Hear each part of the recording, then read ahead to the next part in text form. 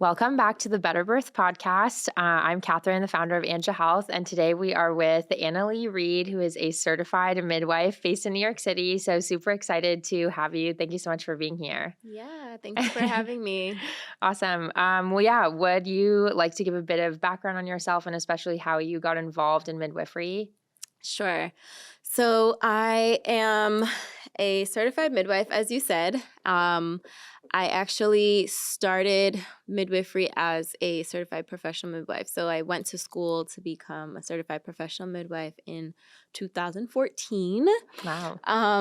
And on that journey, so certified professional midwives kind of don't practice in hospital spaces, and the certification is different. The training is different. It's more focused on home practice.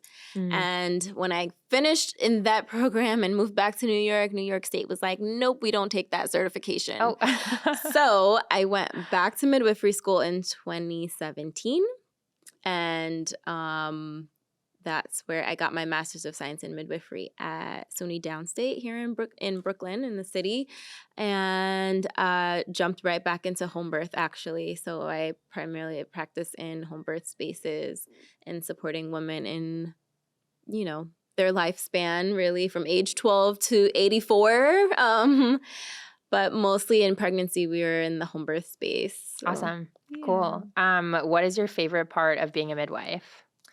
Oh man, there's so many things. But I've learned that as I've gotten older, the education has been always like my favorite thing. My mother is an educator, and I come from a family of educators. My grandfather was an educator, and so I guess that kind of fell into my pathway as well. And so for me, the teaching moments that I have as a midwife in the transformations of the pregnancy journey, and just as women are and families are expanding and they're trying new things and considering trying new things, and just, opening their eyes to how to eat better, live better, addressing emotional needs and all of that. Like, that is hands down my favorite part of midwifery. Yeah, that's awesome. That's super Yeah. cool. It's definitely really empowering that you're a part of the educational system related to women's health, because I feel like normally people feel so lost and confused and are just sifting through Reddit when it comes to any type of healthcare in general, but especially women's health. So yeah, that's super awesome. Yeah. Cool. Well, today I'm super excited to chat with you about nutrition during pregnancy and postpartum as well. And then potentially sex during pregnancy too. But first, would love to get some thoughts on cord blood banking, as we are doing cord blood banking at Anja Health. So as a midwife, what are the pros and cons to cord blood banking for you? So to me, the only con for cord blood banking is the expense. My background before becoming a midwife is that I was a medical laboratory sciences. So I have a background in transfusion medicine.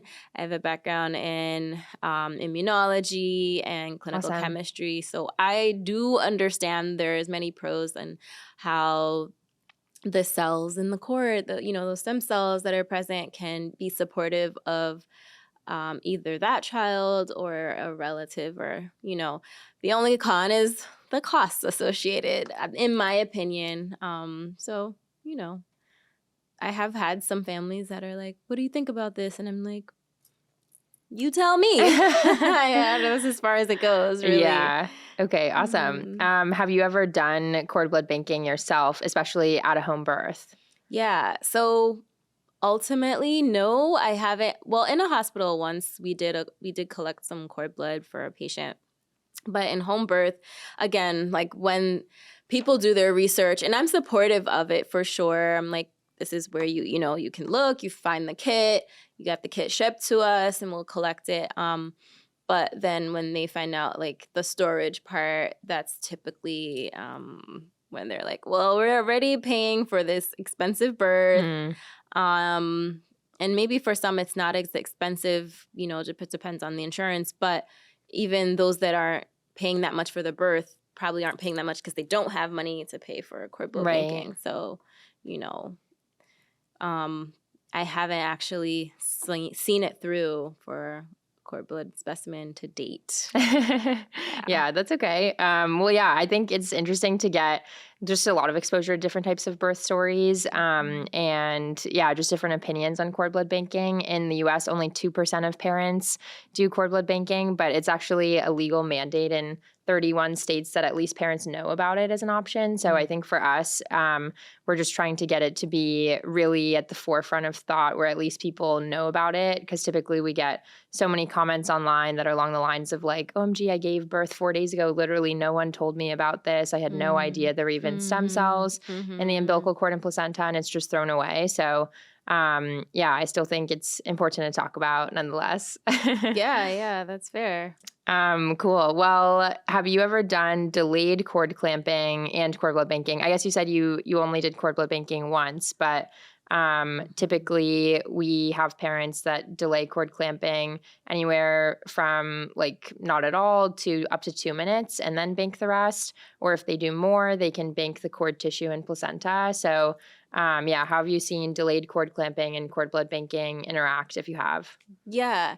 So that was interesting to me when I was like reading about it just the other day, that you could just use the placenta. I actually didn't know that. So by default, yes, most of my clients, we are doing delayed cord clamping Cool. for not 2 minutes, not 30 minutes, but almost like a full hour. Oh, okay. Yeah. So just because like I let them have the first hour uninterrupted, and so it ends up being the hour, and then we, cut the cord. There's very rare moments that we're cutting earlier than that. Yeah. Yeah, and so Cool. it's good to know that we can just still do the delayed cord clamping and then like get the placenta and the cord tissue for storage if they want that. Yeah, definitely.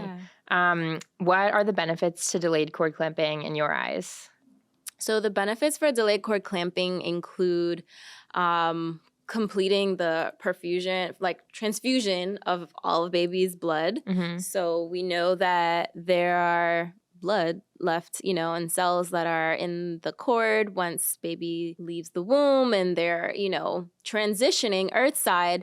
They're breathing and their lungs are, doing this thing, but there's still blood pumping through that placenta. So even though it's like, to us, a couple of drops, to a little tiny human being, it's a lot, I've seen babies that, or I should say, I've had moms compare their babies that have that hour of delayed cord clamping with me to their siblings that were born in a hospital space where they're just like a minute or no delayed cord clamping. And they're like, yeah, this kid was pale. This kid is nice and rosy. And like, they're like, oh, it just looks so much better. Yeah.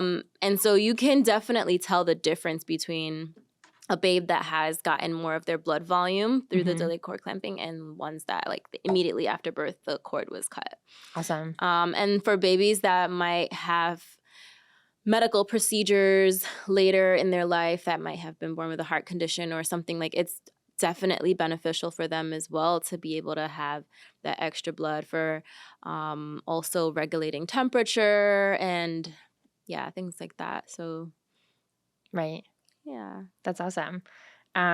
Cool. Well, yeah, my last question on cord blood banking is related to this article that UC Davis recently published. So especially with your background in immunology and transfusions, would love to get your initial reactions to this. So basically they use stem cells from the placenta in order to help treat spina bifida. So this physician said that it was sort of like magic stem cell juice. Yeah. In addition to protecting the spinal cord, it was able to reverse some of the damage that had been done. And so, yeah, this just goes to show, like we were talking about earlier, that you do a lot of delayed cord clamping to a pretty extended amount. So yeah, we still really want to emphasize the importance of placenta stem cells as well, that parents can bank as an option. So yeah, with your background, what are your initial thoughts on placenta stem cells and this study?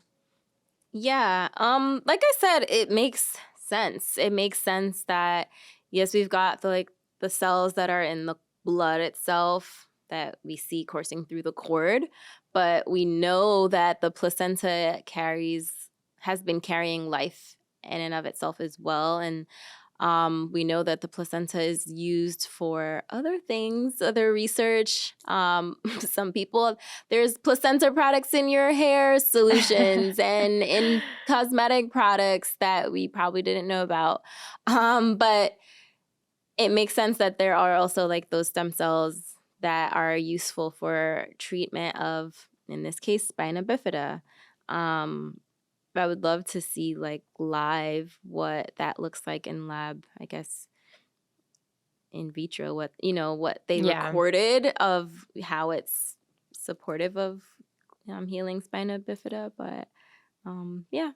Yeah, that's awesome. That makes sense. Cool. Do you have any questions for me related to cord blood banking? What would you recommend in terms of turnaround time for ordering things and like the family getting clarity about the process? And what's your process at Angel? Yeah, definitely. So we typically recommend that parents try to make a decision on cord blood banking by around 30 weeks. And then if they order at that time, then we'll send it to their home. We'll send a kit to their home right away. If they get exposed to our content before, I recommend just doing it, and we don't send the kit in that case until 30 weeks. We try to just make sure that parents don't forget and they enroll as soon as they can. Mm-hmm. And if we haven't sent the kit yet, then they can always unenroll with us, and we will refund them if the kit hasn't been sent to their home. Gotcha. If they enroll with us after 30 weeks, then we can get a kit to them right away, pretty much, especially if they're later in their pregnancy. Mm-hmm. Like we once had a mom, I think the latest we've done was she was 4 centimeters dilated. Wow. Okay. Yeah. So we have emergency kits stored throughout the United States. So in the case that parents decide super last minute that they want to bank cord blood, cord tissue, or placenta stem cells with us, then we can make that work for sure. Basically they can just take the kit with them to birth. We've supported some home births as well, nice. And hospital and birth center births too. So we're available for trainings for midwives if they don't feel comfortable collecting, but typically we have instructions inside and they see it as pretty easy. Like you just stick the cord blood bag into the umbilical cord vein if you're collecting cord blood, and then you can cut off a little over 6 to 10 inches around there of the cord tissue and then the placenta and place them in jars. Mm-hmm. And then you can call us for pickup, and a courier will come to wherever you are, even a home, and bring it to our lab based in New Jersey, which is where we process and freeze the stem cells for parents to use for future disease treatment. Okay. Have you ever seen like poorly collected cord blood specimens? Yeah, so we have seen poorly collected cord blood specimens. In those cases, we don't charge parents for the cord blood, of course. We do try to meet with them right after they purchase. We try to meet with parents right after they purchase because we want to make sure that the specimens can be collected properly. So that's why we have, for instance, our rule around delayed cord clamping only being 2 minutes, because then otherwise the cord blood sample might be too low. Mm-hmm. We also try to urge parents to remind their provider to milk the cord. And even if they do longer than 2 minutes, like slightly over, if they're milking the cord, then they can potentially get enough cord blood. So we try to do 40 milliliters at least. We can store a little bit less, but we typically try to get like a good amount of it. So 40. We haven't had too many issues collecting the cord tissue and placenta, especially since the placenta is so large. Yeah. We're able to collect stem cells from it anyhow. So it's mainly just making sure that there's enough cord blood and that there's like real attention to milking the cord and getting enough cord blood volume. Got you. Cool. Okay. Any other questions? No, I think that's it. Cool. Okay, awesome. Well, I'm super excited to chat with you about nutrition. You mentioned that you're really passionate as a midwife about nutrition during pregnancy, and I know a lot of parents are really interested in like what they can and can't eat. I feel like there's so many rumors around like caffeine, seafood, things like that. What are your main tips if you had to pick 3 for maintaining proper nutrition during pregnancy from your perspective as a midwife? Okay, 3. Um, First of all, acknowledging that nutrition is like the building block of a healthy pregnancy, a healthy labor, and postpartum period.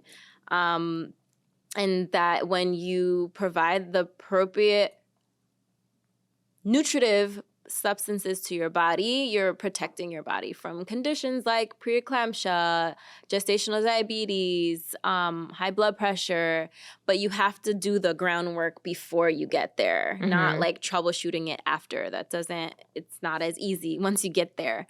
So I always say, your plate should be half fruits, vegetables, whichever version of that you're having, whether it's morning or evening.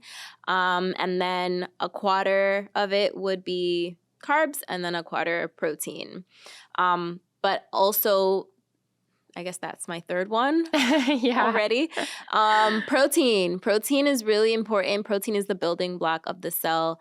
And in pregnancy, your baby needs to make cells, and those cells need to actually grow. So once the cell is made, then it also has to expand. Like they're two, developmental parts of cell growth.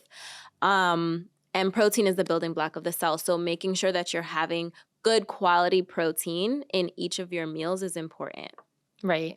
Okay, awesome. Yeah, I've been trying to lift a lot recently, so I've been increasing my protein intake. And also protein, good protein intake not only helps baby, but it also helps your liver not have to work as hard. The liver does so much work in pregnancy. It helps push out hormones. It's creating protein. If you don't get enough protein in your diet, your liver has to do that work. And when we have a taxed liver, then we have conditions in pregnancy that we don't want to have. So right. What kind of conditions do you typically see? So back at the preeclampsia, we've got fatty liver of pregnancy. We've got HELP syndrome. Right. Those kinds of things where your liver's like struggling. Right. Okay, good to know. What kind of snacks do you think keep you full during pregnancy? I feel like I see a lot of content along the lines of like overeating during pregnancy, especially after you get past nausea.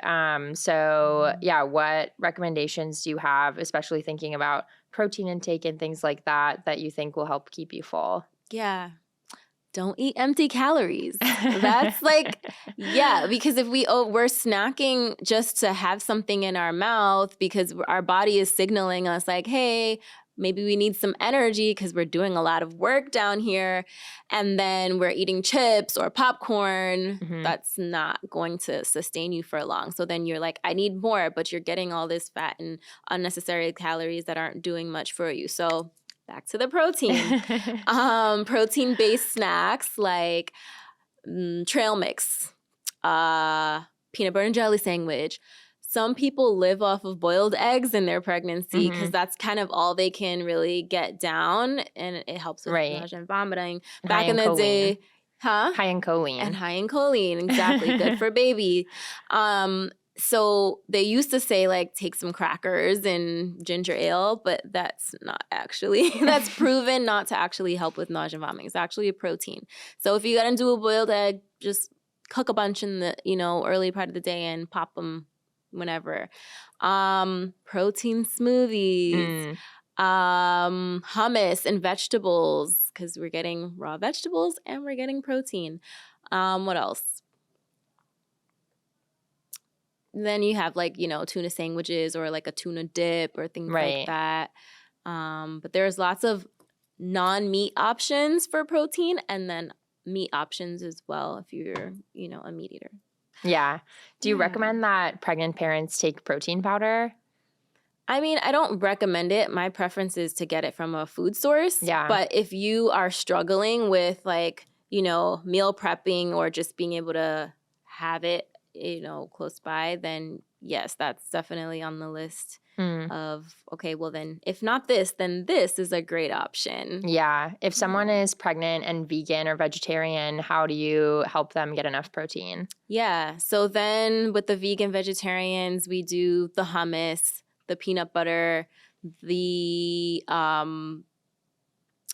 the nuts if they don't have nut allergies. But if they do have nut allergies, then we have to like do more beans and protein of that nature. And then also whole grains. Complex grains have protein in them, like oatmeal, quinoa, those kinds of grains.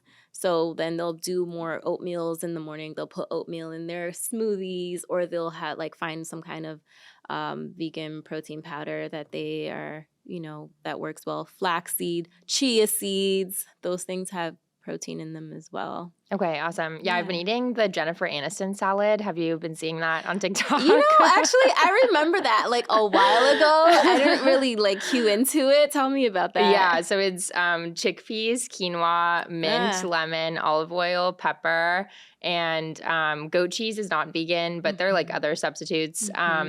And yeah, I think that's it. But yeah, it's super high in protein, and quinoa has all of the essential amino acids. So I've been eating the Jennifer Aniston salad probably 3 times a week for like 4 months. Amazing.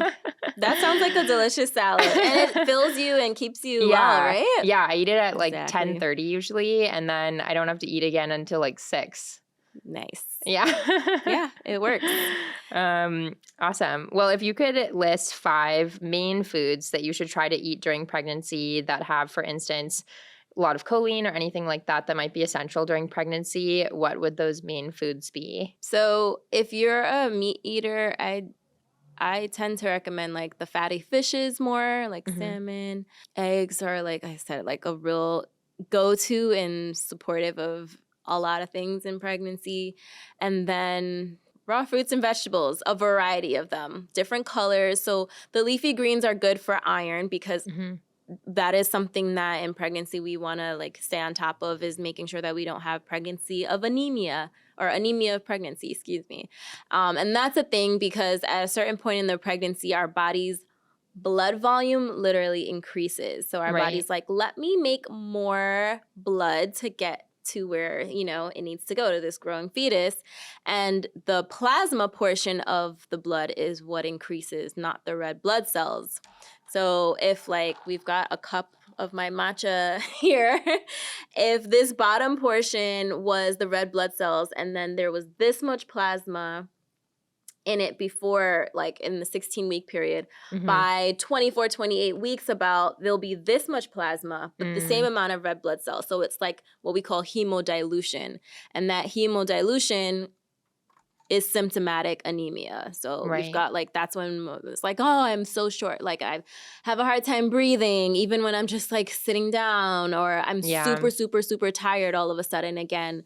And that's because of anemia of pregnancy. I'm chewing on ice chips. I've got cravings to eat or whatever. Those are pica, right? Those are things that pop up in pregnancy. So if we're eating our dark leafy greens, foods that are rich in iron, then we can help to avoid that. And those symptoms kind of drag down a pregnancy, right? Because if mom's not feeling like she's got good energy, then everything feels like a really difficult task. Yeah. And we don't want that. So getting in your dark leafy greens, iron-rich food, fatty fish and eggs, lots of protein. And then also the fruits are important too. The vitamin C fruits. A lot of women crave oranges and things like that in pregnancy because their body's like, give me that vitamin C. And then when we listen, we give our body what it needs to help our body absorb the iron that it needs also for that. Okay, awesome. So during pregnancy, I know a lot of people talk about eating for 2 and things like that. To what extent should someone eat more than they're normally used to eating? So it really shouldn't feel like eating for tutu. Yeah. I don't know how to explain it other than you need to eat according to your what your body's telling you, not just because I can, because it's based on your caloric needs. So for someone that is works a sedentary job, sits at a desk for most of the day, drives their car home, and isn't going to the gym unlike what their midwife told them to do. They don't need to really increase their calories that much more. Like, there will be parts of the pregnancy that they'll probably need to snack in between meals for sure, but generally not necessarily. Other people that are like on their bikes, going to the gym 3 times a week, running after smaller children, or, walking to the train for 15 minutes each way, they will need more calories because their body is literally doing a thing inside, burning calories, making a life, and then they're also using calories as a human. But it's like 2,500 versus the 2,000 that is the, what's the FDA approved amount of calories, or typical amount of calories for most people. It's not that much more. And 500 calories is what? Like maybe 2 cookies? Yeah. It's not that much more. Yeah. I also do say that if you feel like you are being fueled well by what you're taking in, then you're doing a good job. Right. So there are some people that'll be like, I eat when I need to eat, but I'm not really eating more than the 3 meals a day that I usually eat.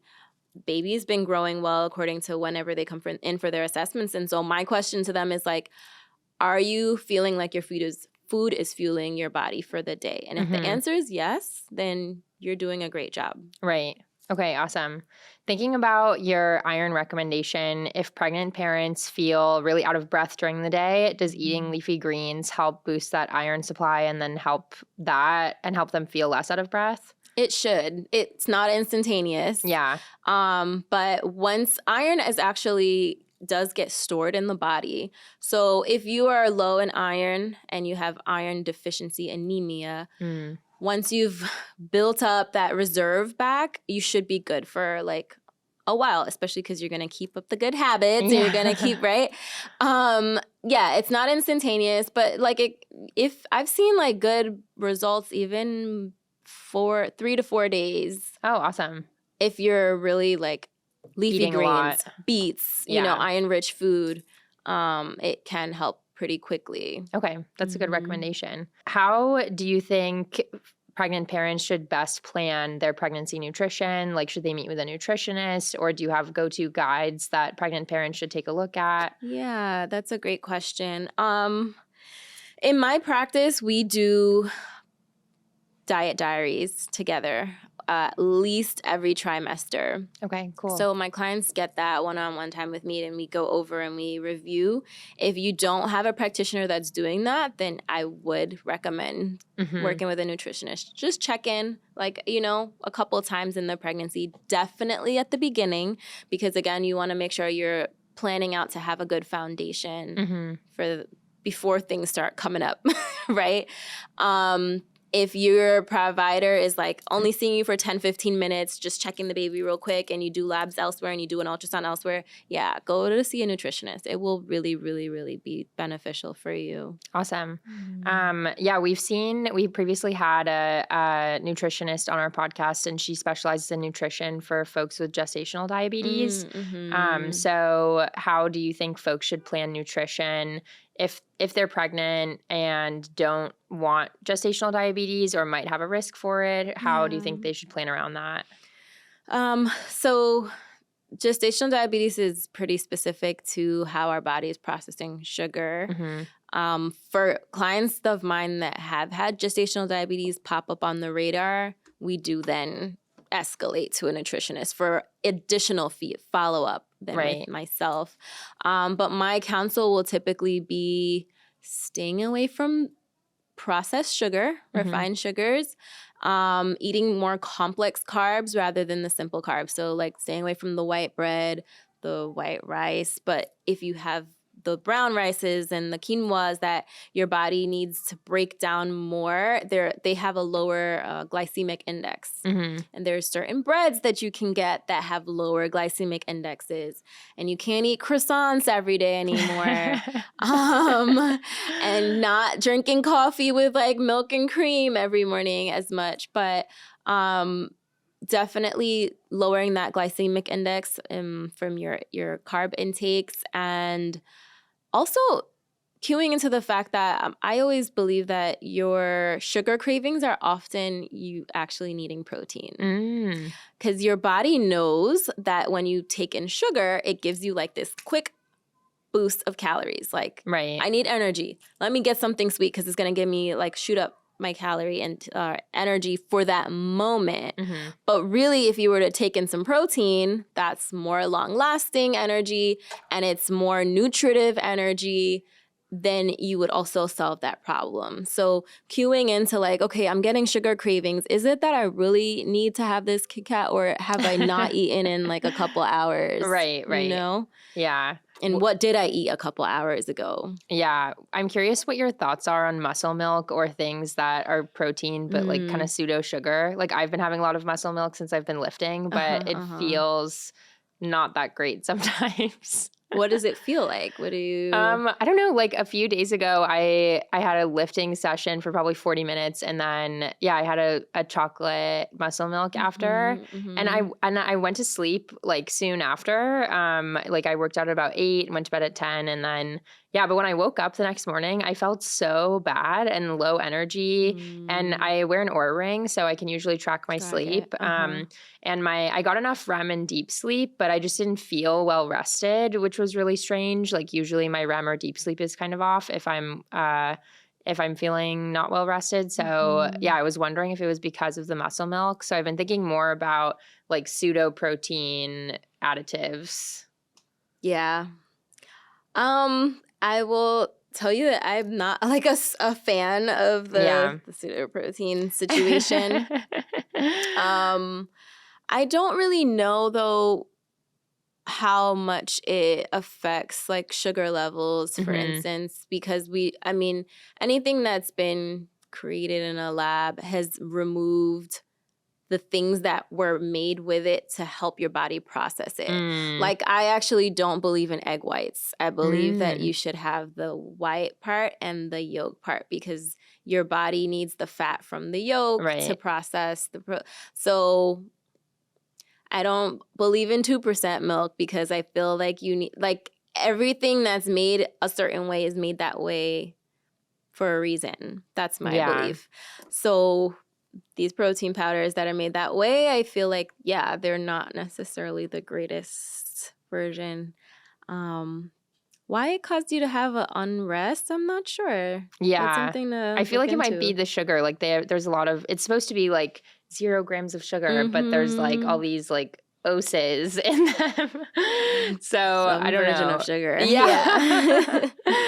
Yeah. Cool. Well, if you Google nutrition pregnancy, one of the top questions is what happens if you don't eat healthy during pregnancy. I think so many pregnant parents don't know that they're not eating the best, but wonder about the consequences. So what are the consequences in your eyes if a pregnant parent doesn't eat healthy? Oh man, there's so many things, and that's why I really heavily lean on nutrition as the foundation. To start out, I think the first thing in most people's mind is like the baby, right? Like what's going to happen to the baby if I don't eat well? Most of the times, in the beginning portion of the pregnancy when organogenesis is happening, which means like the baby cells are differentiating which version of their, which part of the body it wants to focus on. Like, do I want to be a liver? Do I want to be a heart? Do I want to be bone cells? And then the spine forms and all of that. That's like the first 8 to 10 weeks of pregnancy.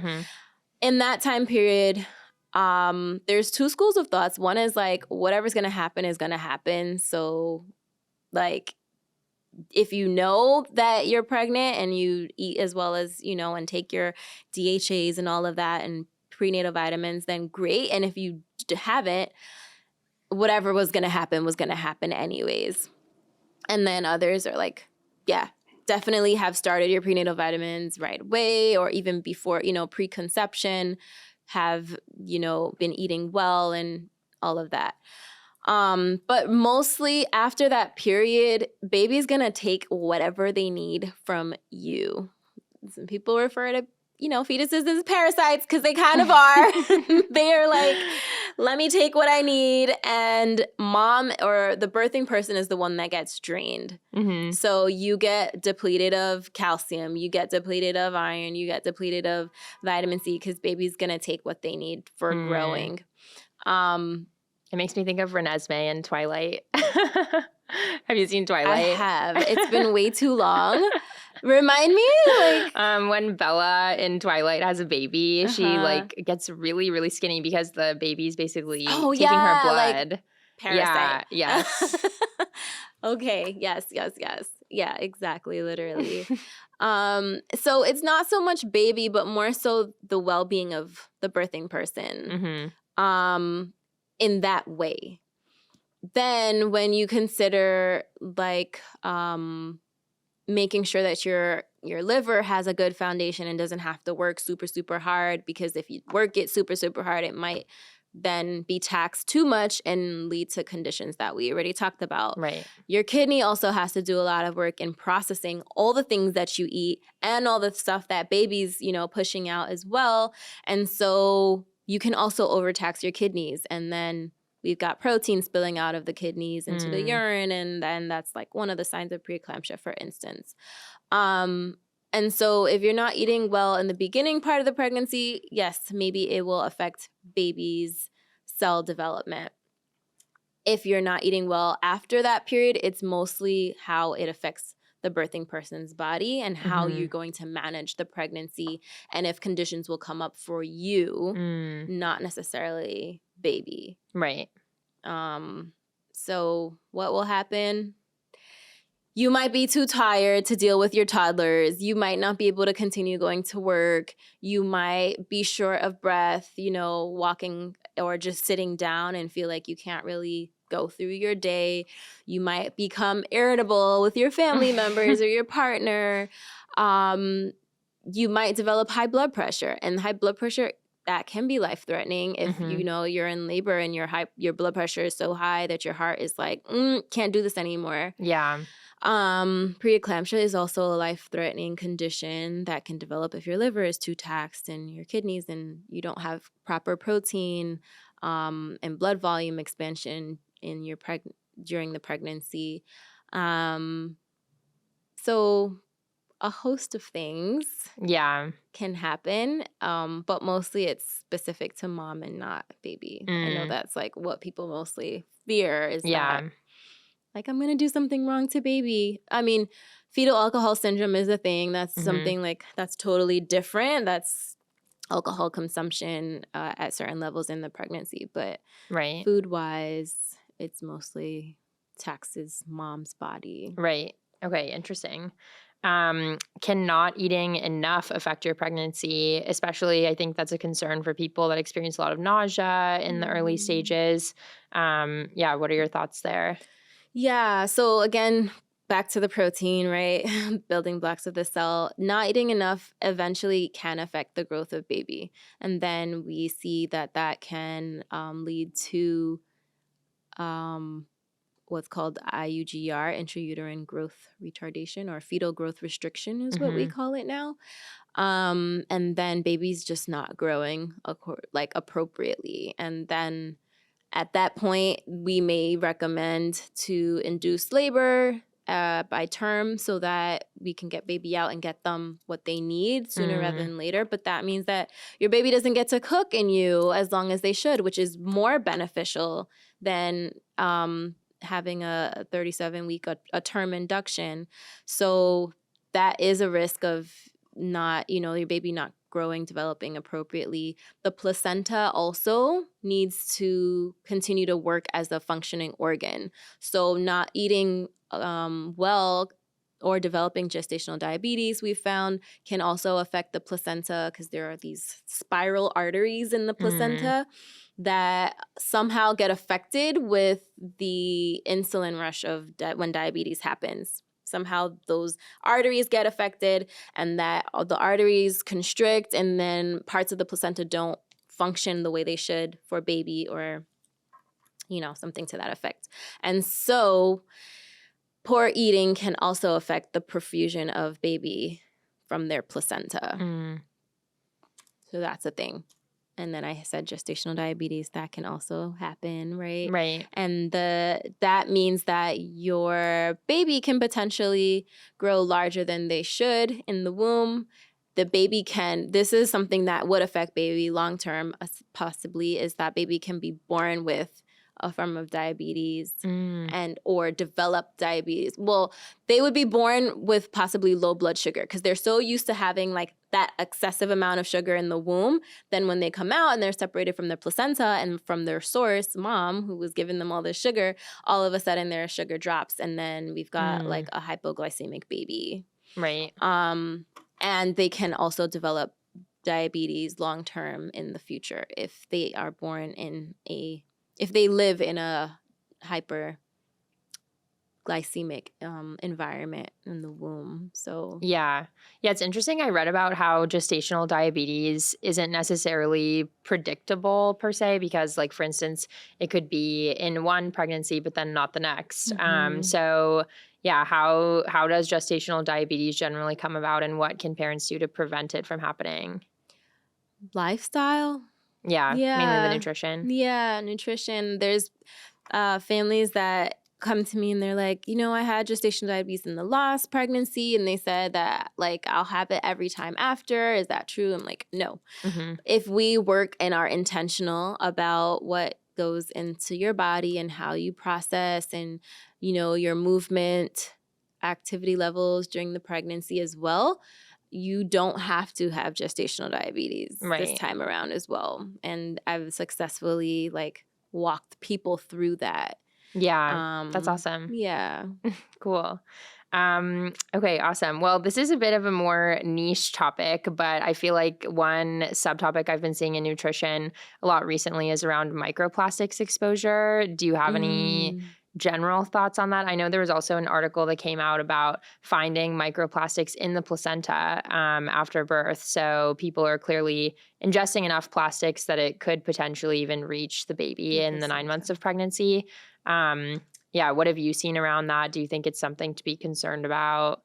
I have no idea. I have not done any research around that. But I do know that there are certain things that cross the placenta and go to baby. And so we know that to be true. And so why not microplastics? Awesome. Well, yeah, that was a really interesting segment related to nutrition. So something else that you also mentioned you were interested in is sex's involvement in pregnancy and birth as well. So you mentioned oxytocin therapy, which I think is a really interesting concept. So yeah, can you explain what is oxytocin therapy? What role does it play within birth, but also outside of birth? So oxytocin, I call oxytocin therapy basically the use of that oxytocin, which is a hormone that our body produces to help us cope with things outside of pregnancy. I guess that could look like, you or I having a bad day and like needing to feel loved and feel like some kind of joy. So I call oxytocin the love hormone. And basically when we feel sensations of feeling secure and happy, we release oxytocin. In pregnancy specifically, I talk about oxytocin therapy for just like the whole concept of whatever we experience outside, baby experiences inside as well. So if mom or the birthing person is in a car and someone cuts them off in these mean New York streets, right? And they're like really upset, or they almost get like into an accident maybe. And they're like, oh my goodness, like how could they, da da da da. Instead of responding that way for too long, because we are humans and we respond to things that happen in our life, and that's okay. Acknowledging it is important, but then, like I always tell my clients, but go back to your oxytocin therapy. Touch your belly, tell baby, like, okay, we just experienced this, but we're okay. Let's go get some ice cream maybe. That can be oxytocin therapy because maybe that's what mom needs to feel better. It might be something as simple as like opening your phone and looking at a picture of your other children or your partner. If you like puppy dogs, like, you know, watching a video of some puppies playing around or some kittens running around with each other, those things can be oxytocin therapy. People always jump to like the sex part, but there's other little things that are also oxytocin therapy that can really like calm and settle and make someone feel secure and safe. Right. And that's really important because what we want to do is definitely reduce cortisol production, which is that, you know, fight flight hormone transmitter that goes through our body and can cause havoc in many ways. And so oxytocin therapy like combats the cortisol in that way during the pregnancy. Right. So do you feel like, I think a lot of pregnancy is about hormone regulation, and I feel like that's why nutrition plays such an essential role. So do you think other than nutrition, oxytocin is something that people can kind of tap into while they're pregnant and really be able to help influence their own hormone regulation that way? And do you think it's sort of the most easily manipulated hormone per se? Absolutely. Absolutely. Like I have I usually say mind, body, soul, like they're all connected. And so if our mind, we can tap into the power of our mind to help support what our body's needs are, like we're winning. 100%. Yeah. That's awesome. Yeah, I think it's interesting. There's this Grey's Anatomy episode where one of the physicians, I think, has some sort of social disability. And when she's having a panic attack, she likes to be hugged really tightly because it releases oxytocin. So yeah, like I found. Man, you have such a good memory, Kathryn, because I watch Grey's Anatomy and like I'm like, I don't remember this episode. It was she was one of the cardiologists that was training Dr. Christina Yang. And yeah, okay, she would like seasons ago. Yeah, many yes. moons ago. Yeah. So she wouldn't even, because her social disability prevented her from liking touch. So she would actually wrap her white coat around her really, really tightly, and it would help release oxytocin. Yeah. I think it was autism, but I forget. Yeah, but I love yeah, that. so it was interesting when you mentioned oxytocin during oxytocin therapy during pregnancy. It made me think about that episode, but also this article that I found where people are using oxytocin therapy not only to help speed up birth per se, but also to help treat things like autism, because it can help autistic kids feel calmer and sort of reduce their anxiety. Yeah. So yeah, I always, whenever I think about oxytocin, I think about like hugs and just like really tight embraces and even like heavy blankets. Okay, yeah. Yeah, I forget. Oh, the weighted blankets. Yeah. Yeah. Yeah. Cool. So yeah, thinking about oxytocin therapy for birth, how, let me see, I forget. Oh yeah. How can sex or nipple stimulation or other oxytocin inducing maneuvers play a role in birth? Yeah. So a lot of people think that if we have sex, like maybe I'm going to go into labor, before I'm supposed to. And that's actually not typically the case. Unless you are at high risk for preterm labor, most people's body does this really amazing thing where the receptors that need to be filled for your body to be like, okay, contract with oxytocin, they're turned off until it's time to go. So getting oxytocin therapy, having sex, being around puppies or watching videos or whatever is not going to put you into labor until you're in labor. When you're in labor, absolutely oxytocin therapy can help with continuing to, have that hormone surge, and that hormone in labor will cause you to have contractions, and that's what we need to bring a baby earthside. Specifically sex. So, there's levels to it, right? So let's start with nipple stimulation. We use nipple stimulation because the estrogen that basically is needed to push milk out of the duct, it responds to oxytocin, actually. Mm-hmm. And when your body's like, when the breasts are stimulated to think that it needs to produce milk, oxytocin comes first. And oxytocin then leads to a contraction. So it's the only hormone that pushes forward contractions, or one of the main ones. yeah, oxytocin. Yeah. When labor is happening, not prior to. And so we can do nipple stimulation for many. It does work pretty well. You can do it by hand yourself, kind of like what it would look like if you were expressing milk. Or you can have a partner use their tongue or their mouth, or you can use a breast pump to do nipple stimulation. I wouldn't recommend doing nipple stimulation without the guidance of a provider or a birth worker that can guide you, because you can overstimulate and cause contractions to come back to back to back, which is not good for you or baby. So it does have to be monitored and possibly titrated, but it is something that we do use for bringing on labor or helping it to come closer, contractions to come closer together. Then there's the sex thing. And sex does two things. Sex can bring on the oxytocin, right?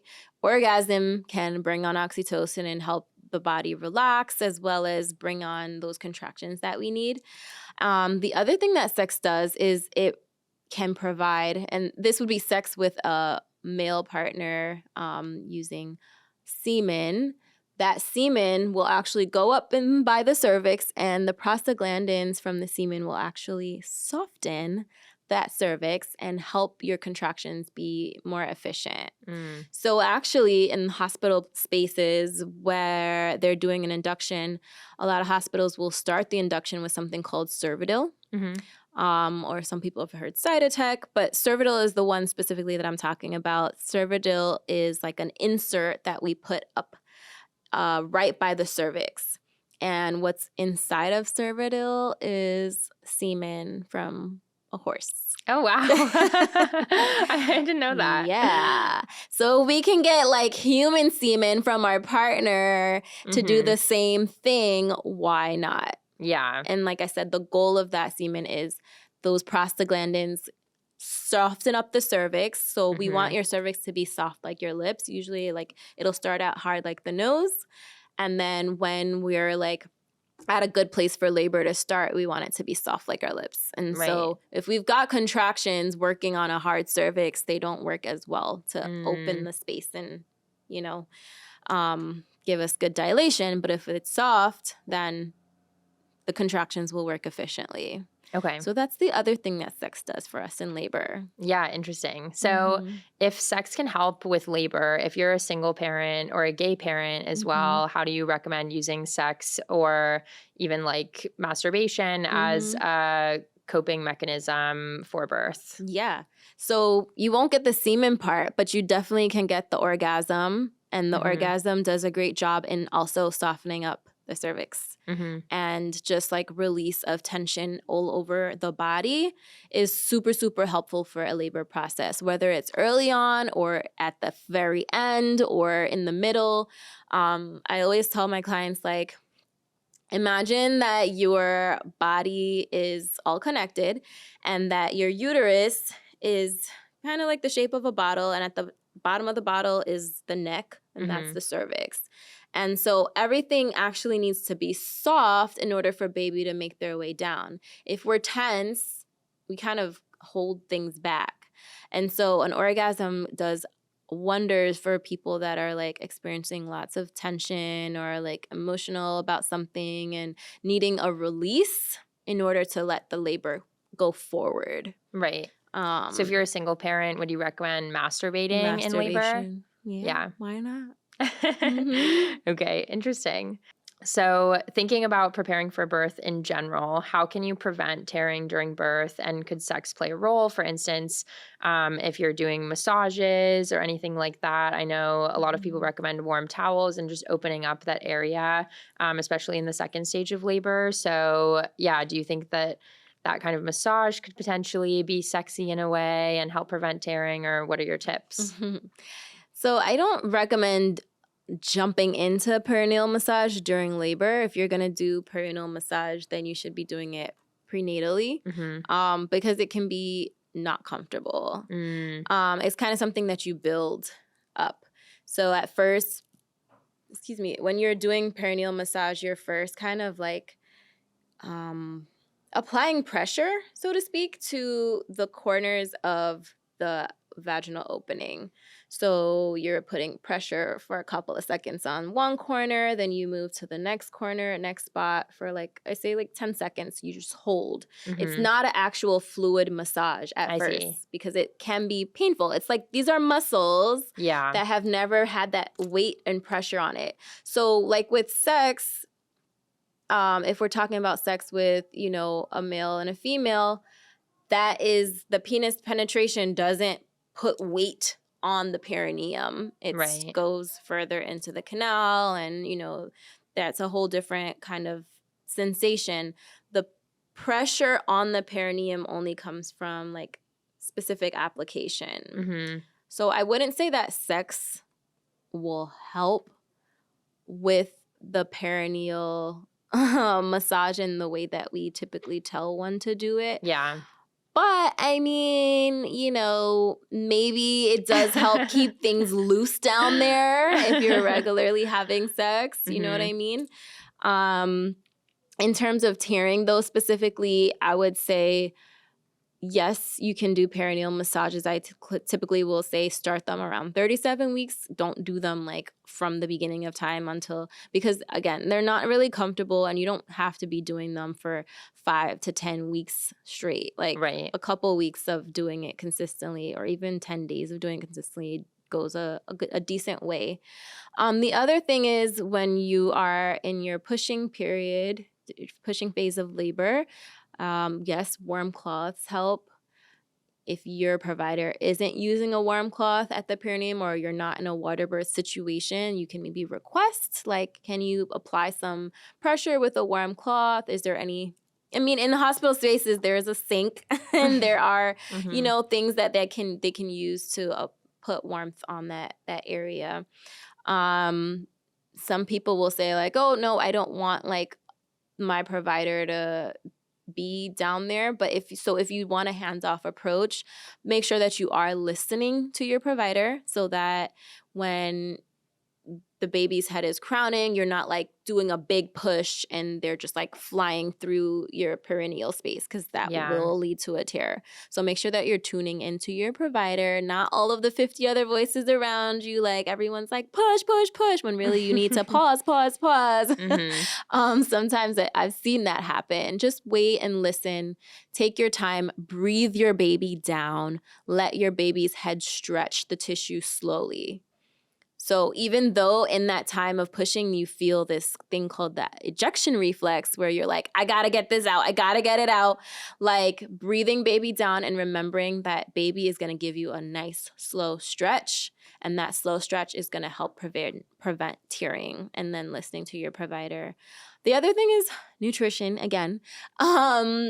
Making sure that you have good, strong, healthy tissue by way of vitamin C, vitamin A, vitamin E. These things are supportive of strong tissue. If we have poorly perfused tissue, or tissue that's what we call friable, like it's just like it will melt away basically with the touch or with extra pressure, then you're gonna tear. But if you're eating well and you're getting those things into your body, then you are really, really going a long way with decreasing the risk of tear. Sometimes we can't avoid it. Sometimes babies come with their little hands next to their head and they're like, phew. And then, you're like, kid, why'd you do that to me? Like, wasn't me, that was you. But if you, do all the things to avoid, then you're at a good place. Yeah. Okay. Awesome. I think a lot of people, when they think about sex after birth, they think about pelvic floor therapy. So what are the signs that you might need pelvic floor therapy? And do you think sex actually does play a role in that? Does sex play a role in needing pelvic floor therapy, like prenatally? Or I guess postpartum. I mean, I think that definitely if one begins having sex and you're feeling a lot of discomfort with sex, we call it dyspareunia is the medical term. Pain with sex, that's a sign that you need an assessment for sure. If you're For pelvic floor for therapy. pelvic floor therapy, right? If you're feeling like you're, not holding as well, or it just doesn't feel as pleasurable, then that's a sign. Incontinence. Incontinence is another sign for sure. That's hopefully without sex. Yeah. But yeah, incontinence would be a sign. A weak abdomen. So we call it a diastasis recti. Separation of the abdominal muscles is separation of the abdominal muscles, but also is connected to your pelvic floor strength. So seeing a pelvic floor physical therapist for both will be really, really necessary and helpful. But that's one sign. You just feel like everything is just all loose in there. And yeah, that's how it's going to feel at first. But if that feeling continues for, 6 weeks and on, then there's something that's not, well. Constipation is also a sign of constipation. And you're eating well, you're drinking lots of water, because that's a problem in postpartum. Is like we don't get hydrated enough.